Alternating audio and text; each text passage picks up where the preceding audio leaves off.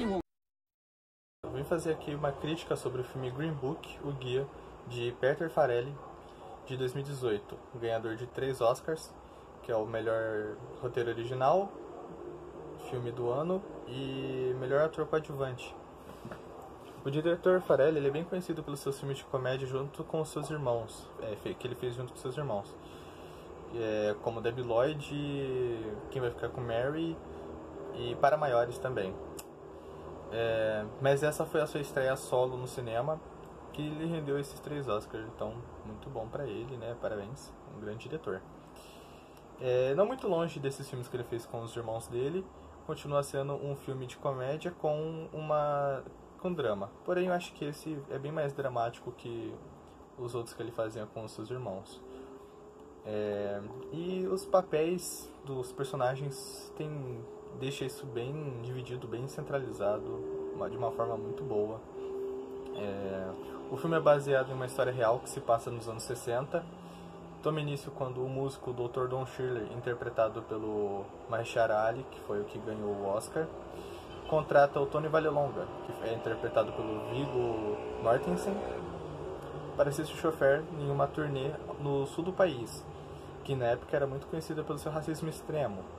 E Tony, por ser um ítalo-americano, ele era bem conservador e, por conta de seus costumes, ele era uma pessoa preconceituosa e racista. E já o Dr. Don Shirley, no caso, ele era um afro-americano. A ideia central do filme é a desconstrução do preconceito cultural, que se inicia de uma forma sutil, a partir de pequenos e grandes choques de realidade que quais o protagonista e o coadjuvante vão sofrendo durante a jornada. Se trata de um filme que é road movie. É um filme de estrada. Eles saem de um local, tem toda uma jornada, nunca estando em um lugar único, né? Depois retornam às suas casas, né? E durante essa jornada, constantemente o Tony se encontra tendo que resolver os problemas que o Dom, por ser negro naquela região do país, vai encontrando. E ele utiliza de sua personalidade para resolver esses problemas, como a sua lábia, ele é uma pessoa muito passiva-agressiva, ele gosta de intimidar os outros, ele é arrogante e tem um temperamento explosivo, que é totalmente contrário do Don Shirley.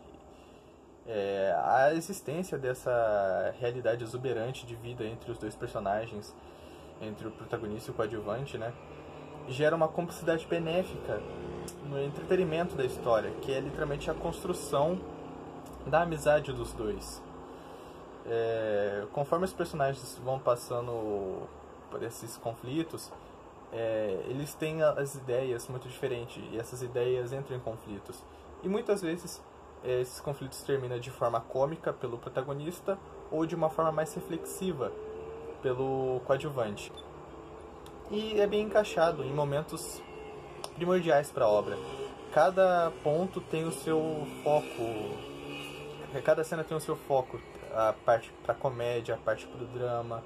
É muito bem separado esses temas, esses focos. Todos esses acontecimentos que vai tendo durante a jornada vai aproximando os dois. E um ponto que mostra isso de uma forma bem agradável é quando o doutor começa a auxiliar o Tony a escrever suas cartas para sua esposa, já que ele estava muito longe de sua casa, né? Ele constantemente escrevia cartas e ele não sabia escrever direito. Já o Dr. Don Shirley, como ele era um músico, tinha doutorado em 3 faculdades, ele tinha um conhecimento muito amplo e começou a auxiliar ele, e isso aproximou muito mais ainda os dois personagens. E toda essa admiração que eles vão construindo um pelo outro no meio do longa de uma forma sutil e clara faz com que o protagonista, o Tony, ele comece a perceber a sua própria hipocrisia, que por conta da sua personalidade mais teimosa, ele começa constantemente a entrar em uma negação e uma contradição perante seus próprios valores. O outro ponto também é a solidão de um gênio, que é como o Tony descreve os sentimentos os sentimentos do seu patrão, o Dr. Don Shirley, que é demonstrado na maioria das cenas noturnas, onde ele se encontra bebendo sozinho uma garrafa de uísque, enquanto ele simplesmente observa as outras pessoas socializando. Ele nunca interagia com eles, ou quando interagiam com ele simplesmente cortava o assunto. Ele era muito reservado e bem isolado. E o Tony observava isso e se questionava o porquê que ele era assim.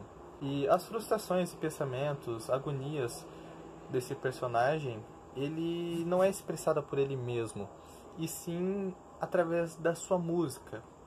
Toda cena que havia um problema a ser solucionado era seguido de uma cena de um show dele, e toda essa montagem com a trilha sonora auxilia muito bem a lidar com esses sentimentos e perceber os sentimentos que o personagem está sentindo ali no momento, porque por conta a personalidade dele fazia com que ele se sentisse o tempo todo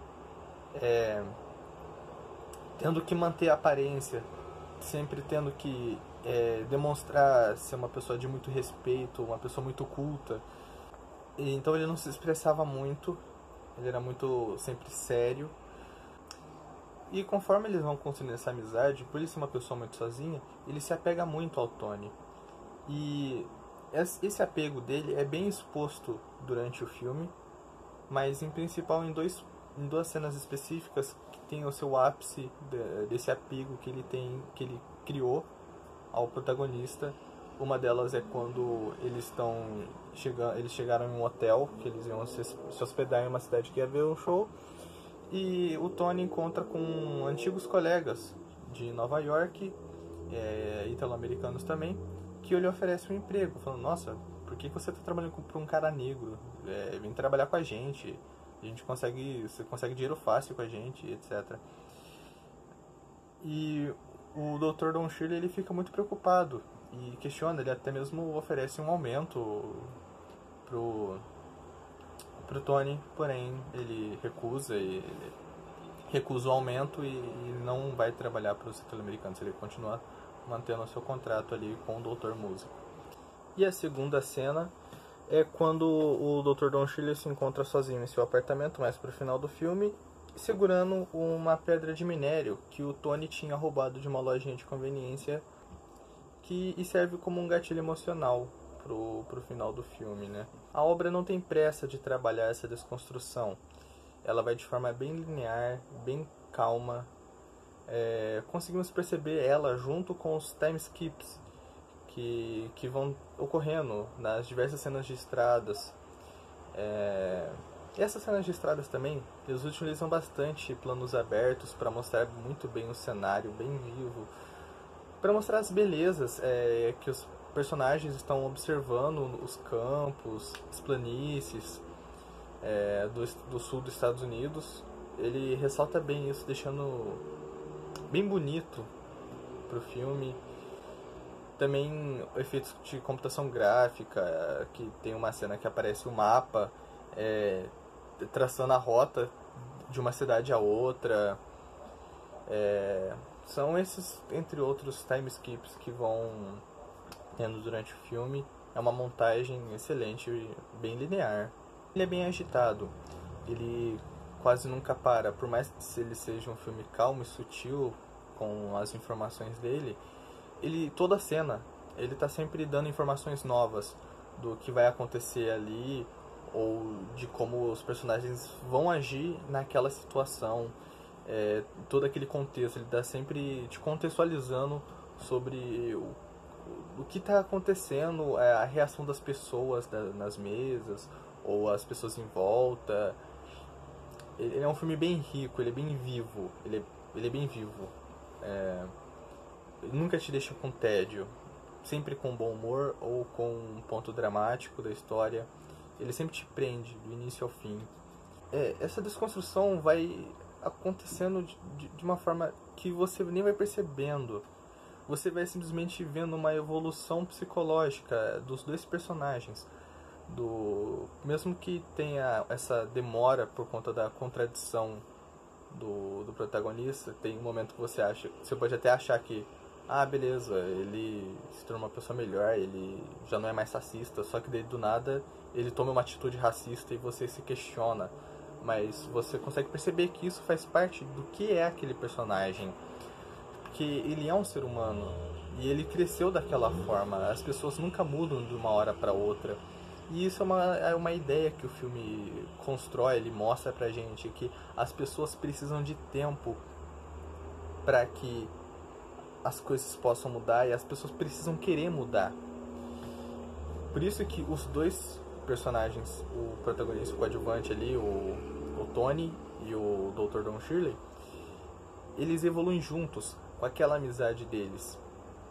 E é uma transformação psicológica de uma forma controlada e articulada para parecer o mais humano possível. Então essa foi minha crítica sobre o Green Book. Pra mim é nota 5 de 5, realmente muito merecido os Oscars que ganharam. E é isso aí, galera. Muito obrigado pela atenção. We do this.